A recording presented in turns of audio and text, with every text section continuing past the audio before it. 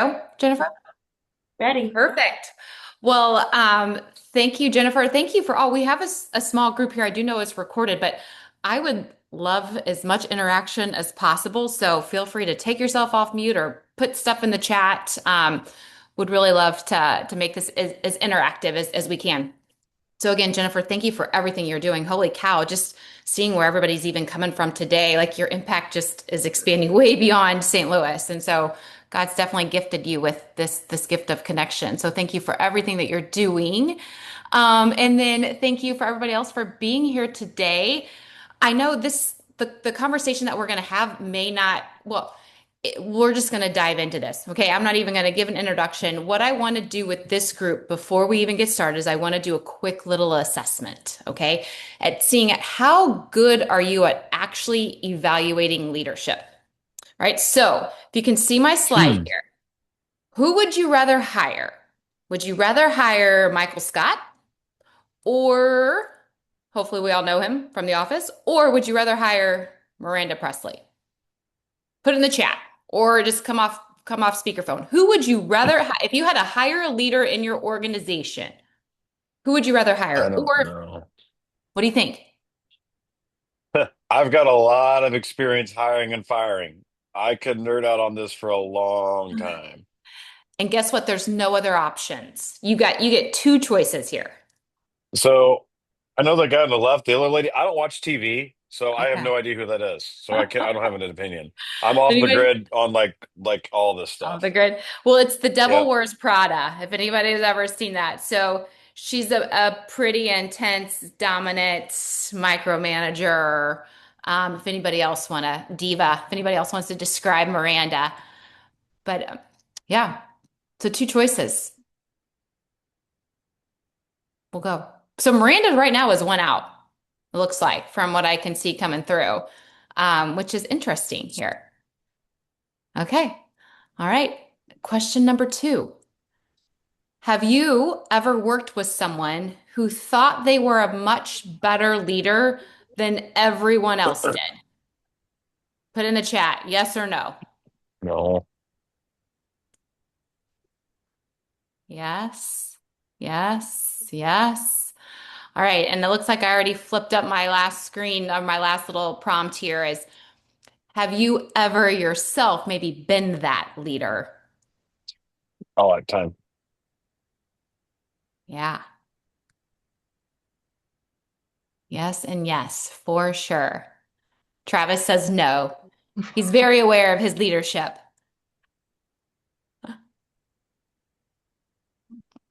Okay, great. All right, this next question is going to be a little bit more serious here for us.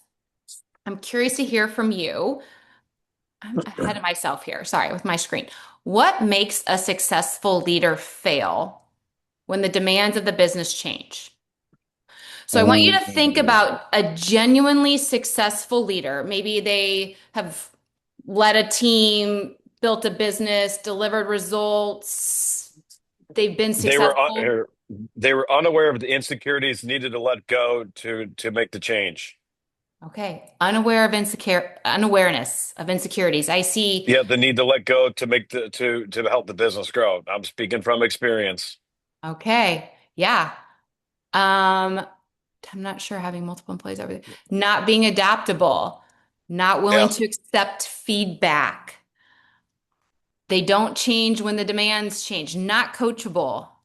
Adaptability, right? We're seeing some themes Yeah. here. Not leveraging their team's experiences. Absolutely. Absolutely. All these things, right? But what I didn't see come through this chat or hear from anybody is we didn't say they forgot how to run a business, right? We didn't say they just woke up one morning and lost all of this experience, right? They're still the same successful leader. So what changed? Really, right? The business started to ask something different from them. And so I think that's something that when we think about what is some leadership risk, right? I think we oftentimes miss that because we're really good at saying or looking at what somebody has done, right? But what we need to be thinking is what happens when that business starts requiring something of them that they have not done before. Okay. So the question oh my gosh, I'm ahead of us here that I have here that I've really become interested in lately is does leadership have the capacity to lead what comes next? Okay, so a lot of my work that I Yeah. do today, I work with leaders that are navigating M&A, investor-backed environments, high growth, significant transitions, like places where the demands of the business change very fast. But what we're going to talk about today is not an M&A question, right? Because every leader is eventually going to be asked to lead something they have not led before. Can we all agree to that? Yeah. Right? So we can have the right strategy, we can have the right amount of capital, it's a great opportunity, and yet still struggle if the complexity of the business begins to outpace that capacity of the leadership. Right? And so that, my friends, that is what is where we're going to talk about, where we're going to spend our time today. And so if I'm doing my job well here today, what I'm hoping for is that you will walk away with three things. Okay. The first thing that I want you to walk away with is I want to help you see leadership risk a little bit differently, especially risks that can remain hidden during really significant transitions. The second thing is I want us to go underneath leadership behavior and really understand perception. Okay, because what happens inside of a leader under pressure is ultimately going to deliver the outcomes that we see. But what we can't see is what's going on inside. Okay, so we're going to go underneath that behavior, start to look at perception, and then last but not least, the third thing I want to do is introduce you to a system that I've developed. It's called the Leadership Operating Capacity. We'll get to it, but it's not another leadership model that we're going to share today. It's really, I'm hopeful that I can give you a new lens for a way for you to step back and kind of ask better questions of whether the leaders that are sitting around the table with you today have the capacity required for where the business is going to go tomorrow. Okay. So what our goal here is, I go back, I keep on my screen here. Thank you for your patience with me here. But so I want to make sure that we see leadership risk a little bit differently. I want us to understand what's happening underneath of it. And then hopefully that we can start asking better questions. Okay, so that's my goal for today. Are we in? We ready to go? Okay.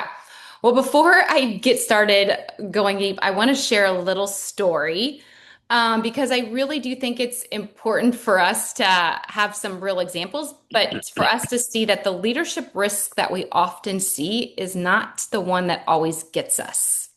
Okay. So I'm going to share a story. I was brought into a company following an acquisition to work with their leadership team. But I think to really help understand the dynamics that I was working with, we have to go back to the transaction itself. And so during this due diligence period, the buyer had really already identified a pretty significant leadership risk, right? So this was a founder led business, and this individual was very successful. He was deeply embedded to every aspect of the job. So he had all the intellectual property, all the organizational knowledge in his head. I mean, he owned everything from every customer relationship all the way down to the chemical formula that was being used to manufacture their products. He owned it all. He made every decision, he micromanaged, and over time, he had really truly created an environment where people were operating out of fear. So obviously, there was a very high risk there for this key person dependency. And the buyer knew that. That risk was not hidden. To kind of complicate the story a little bit more, that founder had a daughter in the business and she'd worked in the company for years. She knew the business, she had very strong relationships, and she was very highly respected by all the people that worked there. And throughout that diligence period, the father was actually pretty adamant that she remain in a leadership role through after the transaction, even to a point where at times he would somewhat threaten the deal, that he wouldn't do the deal if she did not continue on and transition with the new ownership structure. So the acquiring company obviously looking at the leadership, doing additional interviews, spending time evaluating only, the daughter as well as other potential leaders. They spent significant amount of time and money on assessments and the interview process. And what they concluded was they felt like the daughter was going to be the best leader to step into this role. And so, yes, I just saw that. Sounds like founder syndrome. Yes, very common, right? But they decided that the buyer decided that they were going to move that daughter into to lead the company. And so, as they were moving towards the closing, they had a plan. And what's crazy, what happens next is right as they were getting ready to close, the father comes back and says, she's going to fail. She's not ready. She won't be successful. You have to keep me around, after this transaction if you want to continue to be successful. We can go layers deeper of everything else going on there, but to keep us moving here, this was the same man who said, I'm not going to do the deal if you don't keep her in a leadership role. And then he comes back in and says, there's no way she'll be successful. She'll fail right out the gates. Right. So the buyer ultimately decided that his continued involvement was too great a risk. So they parted ways with him and they did move forward with the daughter stepping into this leadership role. And what's interesting, right, is she stepped into this role. She had watched her father lead for years and she had developed a really clear perception of his leadership. And that was, I'm not going to lead like him. I'm going to prove that I can be successful and lead differently. And so, where as you think, like, because she watched him control and micromanage and kind of create this environment of fear, she thought, well, I'm gonna where he controlled, I'm gonna give people room, right? Where he made every decision, I'm gonna collaborate. And so, what you saw is this pendulum start to swing too far, and not too late after the transaction, you could see accountability was slipping, costs weren't being controlled, productivity was becoming an issue, right? And at some of this was out of her control, but not all of it was. But at the same time, another gap was developing. So the investment team that put her in this role said, we want you to lead, we want you to make decisions. Here you have a leader going, I want more collaboration. I want more affirmation, whether they were able to give it to her or not, they didn't give it to her. So, on top of all of this, she had not also been prepared for the role that they were putting her in, right? Which is very common. Here they go. Now she's got full responsibility of a P&L that she never had. The team required a different reporting package and expected different financial visibility and communication that she wasn't accustomed to, right? So she wasn't just being asked to really run the business. She was really being asked to lead quite differently in a very different environment that she was used to.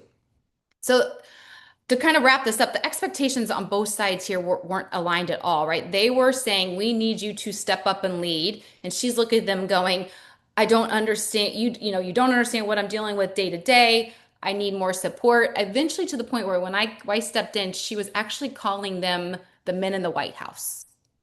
And she was saying, they're over there, I'm over here, right? And this gap kept getting wider. And meanwhile, all of this is happening, right? You can all imagine what's happening to the results in the business, right? So not only were they not missing, they're missing what was modeled, right? You're now starting to see performance really start to decline. So eventually, they transitioned her to a new role in the organization. And under all of this pressure, you really saw some other sides of her leadership really start to show up. She really started having some destructive behaviors within inside the organization. So within a month of that transition, she was completely terminated. So here we are with this company, 18 months right into the investment.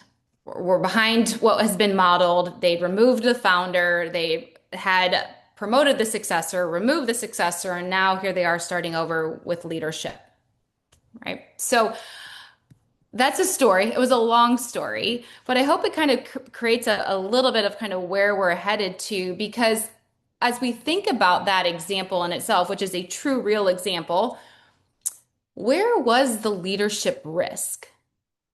Right? I mean, we could go, was it the father, the founder, in the environment he created? Was it the daughter? Was it the transition? Was it the way she was prepared or not prepared for the role? Was the role shifted and expectation shifted than what she thought when she signed up?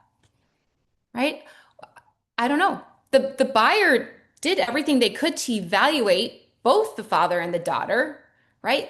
They knew they spent money doing the assessments, leadership assessments and interviews, and they observed them, right? And yet here we are 18 months later and we're starting over again. So that's where I use this story as I keep coming back to would that outcome had been different if they had only, if they hadn't just asked, is she the right leader? And if they would have also said, does she have the capacity for what the business is about to demand of her? Okay, if they would have asked both of those questions, right? Because if we look at what is the business about to demand, um, it wasn't just asking her to or putting giving her a bigger title, right, and putting her in this leadership role. She was not only stepping in to fill a void that was left by the founder, right, where the organization was completely dependent on him, but at the same time, now she had new ownership, new expectations, greater financial accountability, these different reporting requirements, independent decision making, all of these things, right? The definition of success for her leadership role had really, really changed. And so she started struggling. And when she started struggling, what everybody saw was what we typically see, right? The missed numbers, the accountability issues, the conflict, the behavior. But what I want us to realize here is those are all downstream, right? If we really want to understand leadership capacity, we have to move further upstream. Okay? So I think about moving further upstream. Um, if we go back to, I think it was the second question I asked you all when we got started, when you raise your hand if you ever worked with someone who thought that maybe they were a better leader than everyone else thought they were, and then I put you on the spot and said, "Has that been you ever?" Right? Well, I asked that question because I think there can be a really big gap between how we think that we're showing up as a leader and how others are actually experiencing us as a leader, right? So, and if we can't, we don't know how to close that gap if we can't actually see it, right? So we can't change what we can't see. And that's where through my work, where I really believe awareness, self-awareness is foundational to leadership capacity, right? So when we think about self-awareness, it's awareness, right, of ourselves, of other people, what's happening around us, right? Especially the lens through which we're interpreting all of this. Um, because I don't think this is brand new news, right? But we don't experience what's happening around us completely objective, right? We perceive it. We have a perception, right? So I can be looking at the same situation that Jennifer is looking at, and I have a pink pair of sunglasses on and I see pink, but she has a pair of green sunglasses on and she sees green, right? We don't see things as they are, we see things as we are, right? And those lenses that we see these situations and people through are built and created by, yes, genetics, but our experiences, beliefs, assumptions, fears, expectations, right? That's how those lenses get formed. And all of that, right? That perception influences the meaning that we assign to what's happening. So, oftentimes when we look at situations, we don't sit there and think, oh, well, that's my perception of the situation, right? We go, that's what's happening, or that's what happened. I'm going to pause. I did a lot of talking here, a lot more. Any thoughts, any questions coming up from the group before I move forward? Kind of diving into our perception here. So, okay, I let's do think this. we should also layer in because Dave's here, like, and Travis, like the differentiate between the way men and women think too. Like there's differences from that perspective as well. 100%. Yeah. All of those. Yeah. The lenses that we look at is completely different for that perception. So let's test this out a little bit. I'm curious. So in I'm you can somebody can even come off mic and give us an example if they feel comfortable, put in. I would love for you to think about a recent situation at work. Let's go work. If you want to go personal, you can go personal life, but think about a situation that's really, really frustrated you within the past week or two. Maybe somebody's challenged a decision. Maybe somebody didn't respond to an email or a call, or They missed a commitment. I think this hasn't happened in the last week, Betsy, but I would say when that has happened, it is typically because communication on my part was not clear enough, or the person who was receiving it, I made an assumption that they knew whatever it was that I was asking of them. And instead of them saying, hey, I don't know what you're talking about, I've never done that before, then it creates challenges versus when you see it, hey, why didn't this get done? Well, I've never done it. Okay, well, then that's on me. I need to train you on how to do whatever it is that I'm asking. Now that I've trained you, now I can expect it. But I think that sometimes, so I've seen it happen both ways. One, it's communication. I wasn't clear enough. Or two, I made an assumption that they knew how to execute on whatever it is, whereas there was a gap in knowledge. Yeah. No, absolutely. And I think you had some great awareness, right, around that. But I think in the immediate time where whatever happened that created that frustration, what did you make it mean to you in your head at first Oh, glance? the very like the immediate is, oh my gosh, why can't this person get it? Why are they, and it's all them. It is all on them. And that's where, as a leader, you have to take that mental pause before you react and say, and do your step back instead Yeah. of the immediate and ask questions and be curious as to what it is instead of immediately jumping on it. Because then once you get some clarity, it's, oh, yeah, this is communication or training or whatever. Yeah. No, absolutely. Spot on, Beth. Spot on. Does anybody else have a situation they want to jump off and share? A situation where they just were completely just experienced some frustration with a situation that happened? No? My triggers Okay. are always like lack of communication, like Yeah. I like when people are direct. So it's like if there's a lack of communication, that's my trigger. Because it's like we could have figured this out a lot faster if you would just communicated directly. Yeah. Yeah. And sometimes when that lack of communication is there, Jennifer, like, what do you make it mean to you? Sometimes what stories can you tell yourself? Well, like, I don't know, like, I don't know. You have all different types of stories. Yeah. It depends on the situation. So, yeah. 100%, right? Oftentimes, we can say, well, they don't trust me or they don't respect me or they're not listening, right? Or I guess I have to do this myself, right? We can make meaning of a lot and we can make meaning really fast in our heads, right? And most of the time, we don't even realize that we're doing it. Right. So, as an example, as I think about like what happened versus what did it mean, right? If we think about two CEOs, let's think about two CEOs, right? The board sends the same message. We need greater visibility into what's happening in the business. Okay. Well, CEO number one can hear, they don't trust me, right? CEO number two can say, they're just telling me what they need in order to have greater confidence, right? It's the same message, but two completely different perceptions, right?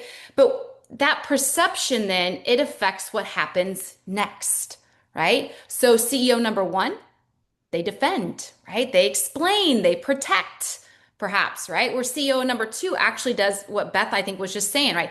They ask more questions, they listen, they get curious. Okay. So as we look at those are the same circumstances, different interpretations, which then lead to different choices, right? And that's where awareness becomes so incredibly powerful, right? So here we have, again, sorry, they don't trust me becomes I'm interpreting this as, right? So it sounds really small. I have something in my eye. It sounds really small, but in the moment that we can, yes, if we can, because in the moment, right, if we can see interpretation as an interpretation, we create this space, right? And inside that space, now we have that choice, right? Going back to what Beth said too, right? We create that space, we have a choice. Now we can ask ourselves, what else could be true here? Right? Is there some other way that I could be seeing this? What am I not seeing? how do I want to respond? Right? That, friends, is conscious change. That's where we begin to expand leadership capacity, right? And that's great, right? If we can do that. But here's another challenge is creating that space is a whole lot easier when things are going really well, right? But what happens when that pressure goes up? And when that pressure goes up and we perceive or experience stress, our field of vision starts to narrow. We start to react faster and we fall back on typically what we know. We default to what we know, right? And that's exactly what these high change, high pressure, high transition situations create.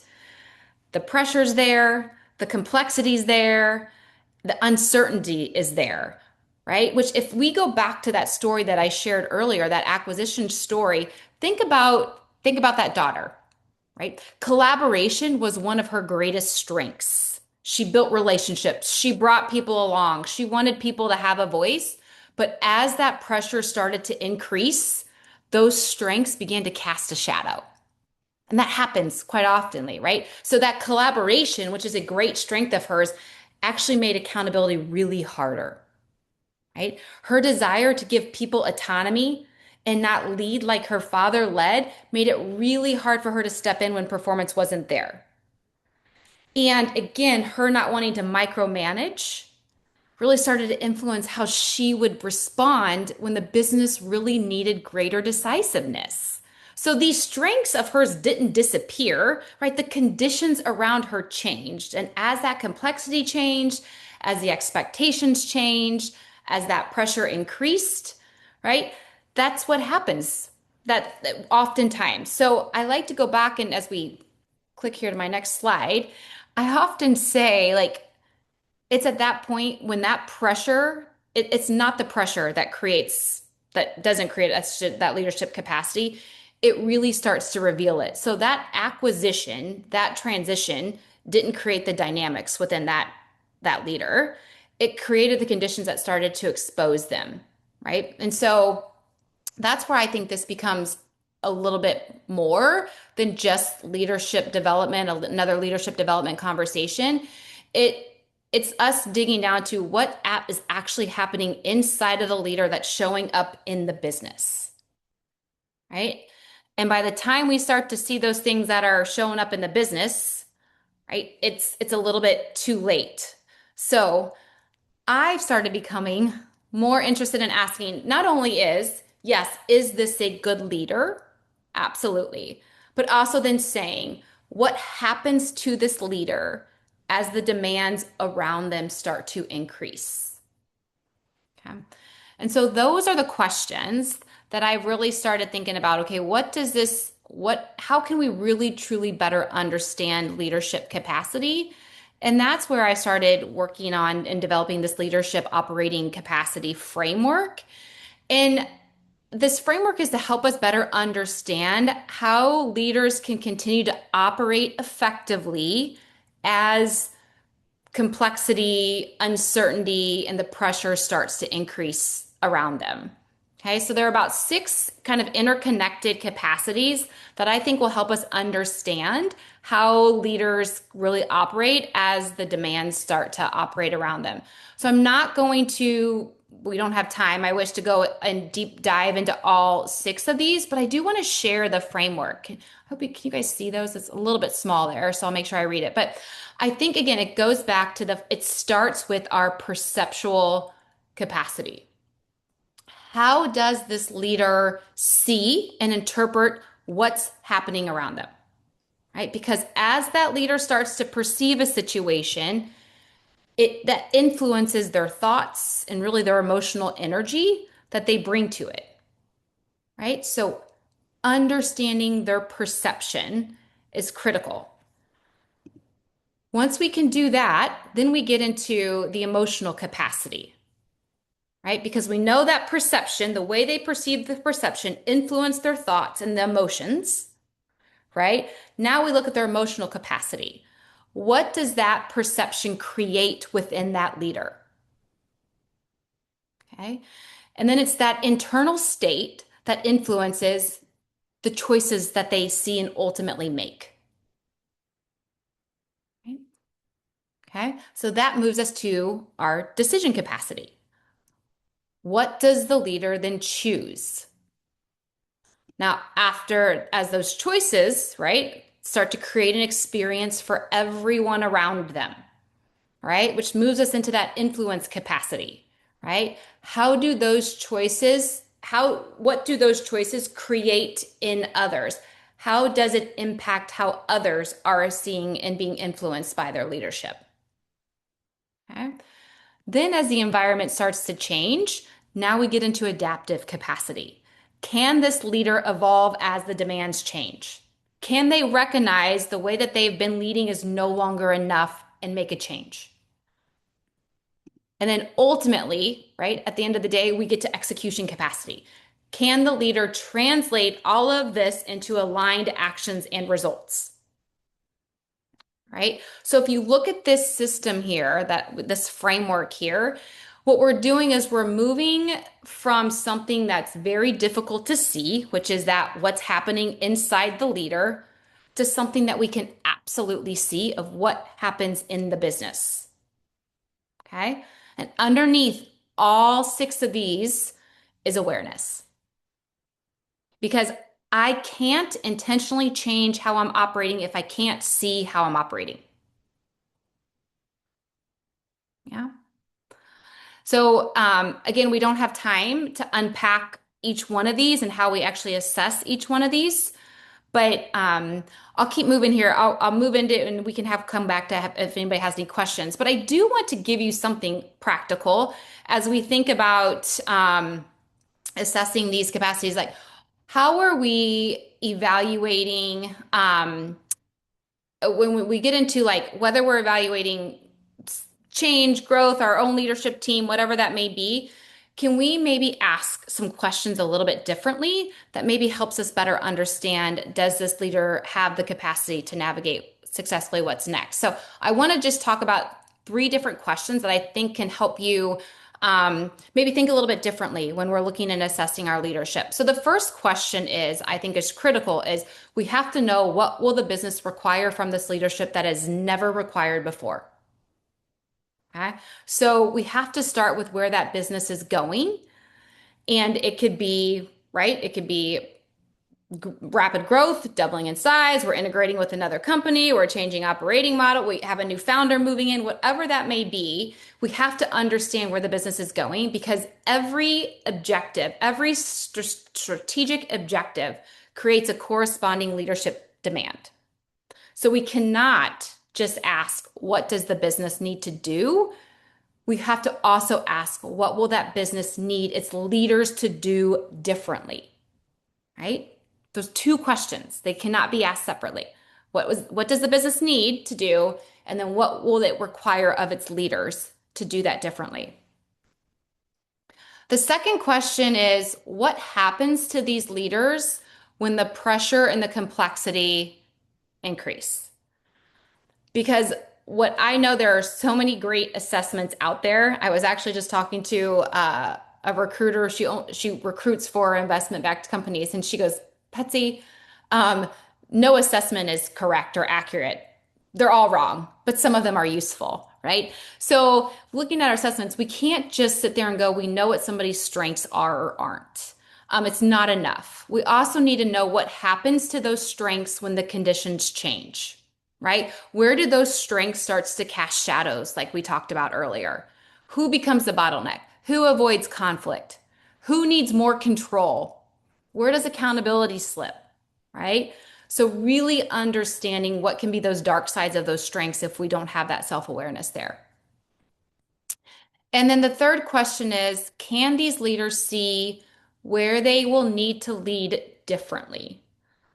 Okay, because again, we've already talked about this, but the gap isn't right because what they not having, if they don't have the capacity right now, that's not necessarily the biggest risk, right?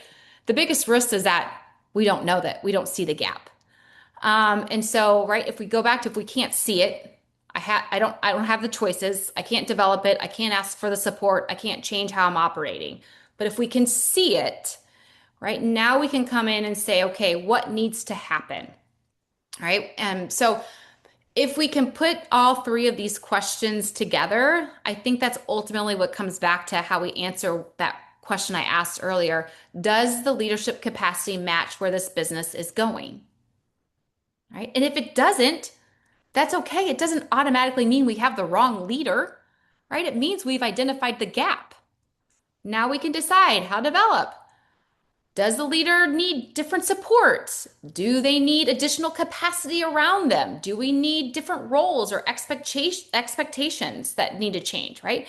We just now have awareness of the gap, right? And then now we can start to make choices and decisions around that. Absolutely, yes. Sometimes it may mean a different leader is required, right? But now we're addressing the gap intentionally instead of waiting for the P&L or other business outcomes to tell us we have a gap, right? We're in front of that. And so as we start to kind of wrap up here a little bit to save enough time, I think I've hit it enough that eventually these gaps are going to show up in the business if we're not aware of them. And so here for us, when thinking about this, a leadership capacity gap is going to create leadership risk. Leadership risk is going to become an execution risk. It absolutely is, right? That execution risk is ultimately going to put value at risk, right? So this is where I get really passionate. I just truly do not believe the conversation around people and the conversation around profit can be separate conversations, right? Leadership is, yes, one of the mechanisms for which this strategy is going to become the ultimate financial performance for that business. And so I think we have to start with this leadership capacity. And so as we kind of wrap it up here a little bit, I want to leave you with a story. I'm going to kind of take you outside of the M&A kind of private equity world that I live in now, and tell you about years ago. I was actually a strength coach way back in the day. One of my mentors, his name was Nelson Ayat.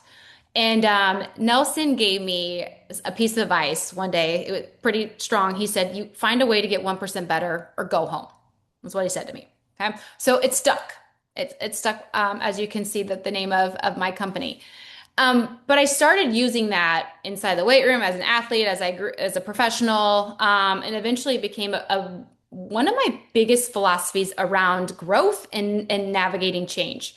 So fast forward years, I was actually working as a AVP in athletics and collegiate athletics, and I had hired a basketball coach, and this coach had multiple years, 13 plus years of leading Division I basketball teams. All right. She knew basketball. She knew how to lead. She knew how to win.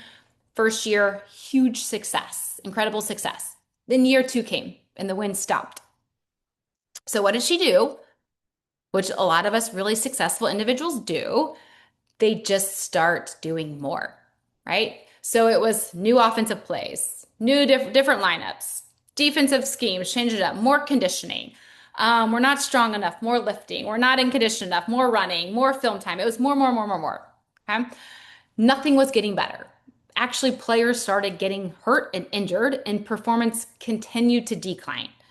So frustration was spreading through the team, as we often see in organizations. Now people are starting to point fingers. And it was really, as the harder she pushed, the worse things seemed to get. And so it was one afternoon, she came into my office completely defeated, and another player had just gotten injured, and she said, "I'm not going to have enough players to even play the game tonight." And she said, "I just don't know what else to do." And I said, "Well, what's your 1% today?" And she looked at me and she said, "I have no idea. I have nothing else left to try." And my response to her was, maybe that's it. Maybe your 1% today is actually recovery. Maybe it's reflection. Maybe it's pausing long enough to understand what's really happening. Because under all of those changes that she was making, something else had changed. And that was her perception, right? Her story had shifted from, "I know how to lead this team," to, "I'm failing." All right. And if we think about everything that we've talked about today, that perception created a different emotional energy for her, right? She started having fear, urgency, doubt. And from that place, then her range of choices really started getting smaller and smaller. So she went back to what she always knew what made her successful in the past, and that was work harder, push harder, do more, right? So in this situation, one of her greatest strengths, her drive, her work ethic, was becoming a shadow for her because that's all she knew what to do. So again, here's what, as we kind of think about this moving forward, that story in itself, she didn't need anybody to come in and tell her what she needed to do for basketball, right? Or she didn't lose all of her experience like we talked about. The demands around her had changed. And what she needed to do in that moment, again, wasn't more or wasn't enough, right? Enough another play or another lineup change, whatever it was. She needed enough awareness to see how she was operating inside of that problem. And once she could do that, once she could see it, then she had that choice. And like I mentioned earlier, this is not an M&A problem. It is a leadership problem because we all know the environment is going to change. Nothing stays the same, right? The environment's going to change. And when it does, our instinct, especially for very successful, high performing people, is to often do more of what's always made us successful. And sometimes that's the absolute wrong answer, right? So I think if we kind of go back to, if I can get my slide here, thinking about the three things I wanted you to walk away with today. Again, seeing leadership risk differently, understanding the role that perception plays, and then asking better questions. I guess my last little piece that I want you all to walk away with is just, again, if you could today walk away with just a little bit more awareness, right? Awareness to pause when something isn't working and ask yourself, what am I seeing? And what story am I telling myself about what I'm seeing? All right. And then if we can do that, we can say, now what is the situation asking of me now? Right. And as we raise that awareness, as we gain that self-consciousness, we then start to create choice. And that choice is going to give us an opportunity to lead differently as we walk away from here. So, yeah, I'll just kind of wrap this up. Like, I do think going back to my 1% today, I did originally when I started, I thought that meant more, just a little bit more, right? It's just that 1%. How am I going to continue growing? And that's not the case anymore. Today, I truly believe that that 1% can be recovery. It can be reflection, right? But I think 1% gets better. Like we start getting better when we can just see a little bit more clearly. And so, yeah, that's the message I'd want to leave you with. And Jennifer, it's 12:18, so I don't know if we gave us Yeah, enough time to we maybe did. the I say we questions just here. open it up to questions, and whoever has the questions, feel free to unmute. I'm going to stop recording so you guys feel comfortable asking your questions. Okay.